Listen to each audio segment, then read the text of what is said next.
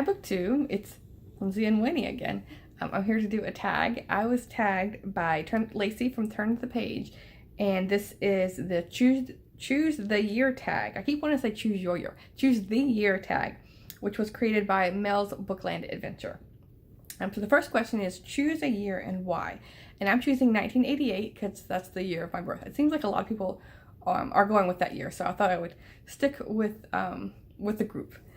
So number 2, which book published in that year have you read? And if none, which ones have you heard of? And so the ones that I have read is actually surprisingly there wasn't that many. I think when you get closer to present day, I've read a lot more. And then you go farther back, actually, I've read a lot, like 1,800 books. But for 1988, wasn't too many. Feather on the Moon by Phyllis A. Whitney. As a kid, I loved Phyllis A. Whitney because she did mysteries. And as a kid, I found this author. She's kind of like Mary Higgins Clark, if you've read her. Kind of like very formulaic mysteries with like, if the book opens up with certain type of character, you kind of know how the book was going to end.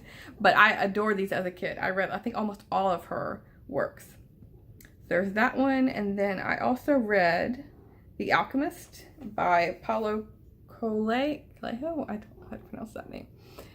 This one was okay. I'm sure a lot of you have read this one. It has kind of mixed reviews. This next one that I've read from 1988 is Ann Tyler's Breathing Lessons. This was another author that I read a lot of when I found her. I think around middle school, high school. As a kid, like, I didn't have the internet, and so, or Goodreads or anything. And so if I found an author I liked, I would read everything I could that was available to me. And so this was another author like Phyllis A. Whitney where I read almost everything by her. And this next one is like cute contemporary. I love this cover. It's Janet Ivanovich's, cat hair. The Grand Finale. And my mother was really into reading Janet Ivanovich, and so I picked up a couple just because they're like light, humorous reads. This is like a funny contemporary book. And this last one is the last book that I read from 1988 is a nonfiction history book, Patriots by A.J. Leguith. And it's the man who started the American Revolution. This one was really interesting because it gave you kind of like a mini biography, a mini perspective of like several different patriots. And so it was really cool to get, their take on the American Revolution all in one book. Instead of like reading a biography of like John Adams, you could, get a snippet, get some very informative information on him without having to really dive into like an 800-page biography. So this was a really good book. I highly recommend this book if you are interested in the American Revolution. Okay, and then the next question is, if my tablet doesn't freeze on me. Number 3, are there any books in that year that sound interesting and would you read them? And so when I looked at my want to read list, and there's a couple from there. Speaking of history, this is one I've been meaning to read for ages, but I just haven't. I've read more series on this, like more than one book in a set, instead of this like one volume book, which is The Battle Cry of Freedom by James McPherson. It's a really cool cover with the battle on it. But yeah, like I said, I've read many like series on the Civil War, but I haven't actually read this one. But maybe this will give me the nudge to read it.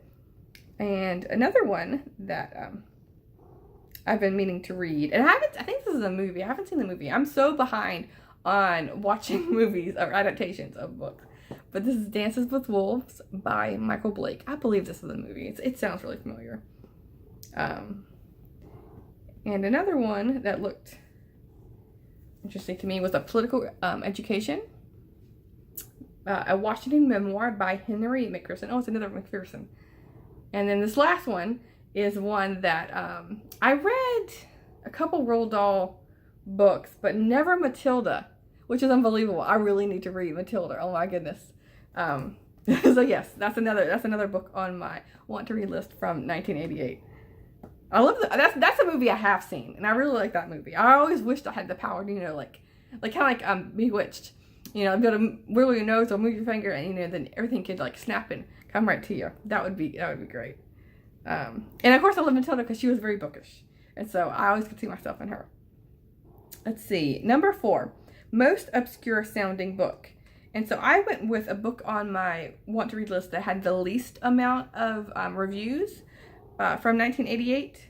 And that was, I don't know how obscure this is, but just from Goodreads, is English Country House Murders.